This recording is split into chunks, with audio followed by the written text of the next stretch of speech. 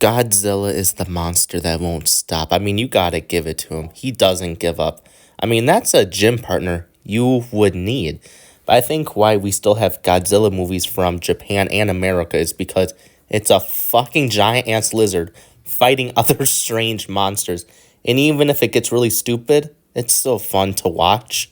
But I also think why Godzilla is so popular is because most people are critical of the US. Most Americans are too, as they should be, and Godzilla is the consequence of the bombing of Hiroshima. Yeah, I'm probably taking this a little too far, but I don't give a damn. But hey, take a seat. School's in session. Yeah, I'll stop. But let's talk about the history of Godzilla. It was the year of 1954, the first movie of the franchise. It was a very serious message of back from World War II, America nuclear bombed Japan, where Godzilla is America taking revenge on Japan from Pearl Harbor. But the movie, this prehistoric lizard, was awakened from the nuclear testing. Well, we've all been annoyed from someone waking us up. Well, that's what happens to Godzilla, and he attacks a town in Japan until they bomb Godzilla and he disappears. But you know that shit's not going to take him down because he does return for a lot of sequels. And that was the first movie that had a serious tone, and a depressing message was only with that movie because the sequels get more crazy and ridiculous. It was kind of the Godzilla during the 90s and early 2000s. People got sick of Godzilla and slowly being forgotten, and a nail in the coffin was the first American film of the monster, Godzilla 1998. Oh my god, I know one day I'm going to have to talk about this piece of embarrassment of cinema, but not today.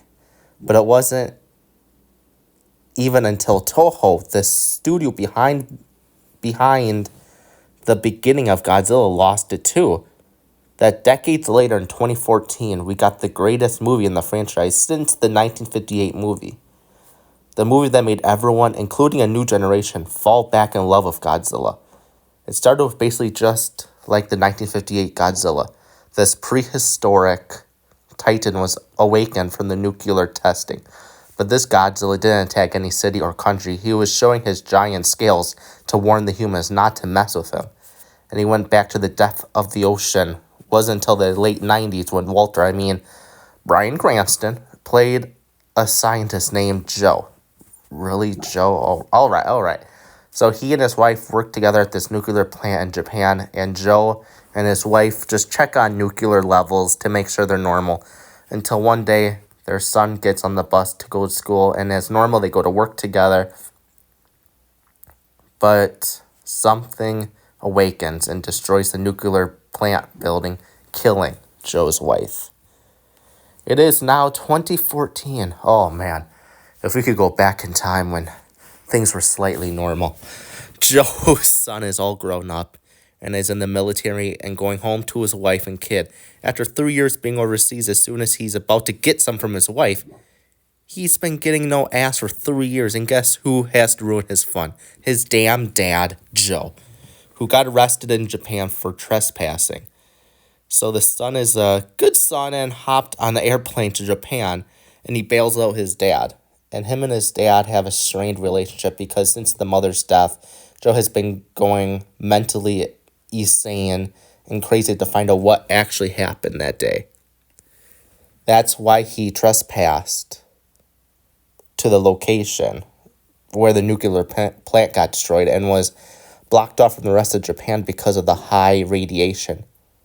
So he somehow convinces his son to go back to the nuclear plant location again. To make his dad happy and be chill, he goes, and when they arrive, they explore this cool abandoned city, and Joe realizes they don't even need a mask or a hazard suit because the radiation is somehow gone. So they get caught by the organization called Monarch, who are a bunch of scientists who are fascinated by titans. So they arrest them and bring them back to this place where they set up and start questioning Joe until it awakens this flying titan creature they were researching and studying, and it attacks them. And that's when Joe realizes, I was right. And that's when the son realizes, shit, my dad's not actually a local. But during the attack, Joe gets killed from the rumble. Yes, they killed off Bryan Cranston. I love this movie, but that is one thing I can't get over. You wasted Bryan Cranston's talent with this movie because, by the way, this is like an hour to the movie. Or maybe even, I don't even think it was an hour. I think it was like 40 to 45 minutes and he got killed off. Whatever. It's still a great movie. That's one thing I can't get over. So, it kills Joe. Real sad. And the flying creature escapes from them. And Godzilla is like, God damn it. Do I have to do everything around here? Oh, let me fix your goddamn mess. So he wakes up and starts to track down this flying creature. This is when the world finds out monsters are real. The flying creature starts attacking American cities and eating the nuclear plants there. Godzilla gets sick of it. He's like an old man getting annoyed by the younger generation.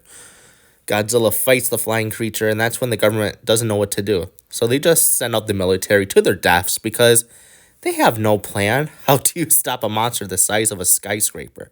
So the son goes back to the military to help out, leaving his wife to worry about him as she watches the news of the chaos. That's when the monarch scientists realize the flying creature is attacking cities to find the perfect spot to lay her eggs. Yeah, there's 2 flying creatures. So Godzilla's like, you gotta be shitting me. He fights them and struggles, of course, but shit, this is Godzilla. He eventually, with the help from the sun, throwing a bomb at the eggs, destroying them. Godzilla kills the fuck out of these creatures, and one he grabs from the mouth and blows his atomic bomb. It's basically a bomb, but it's his atomic breath down the goddamn throat of this creature, blowing up his head. Talk about being goddamn gangster.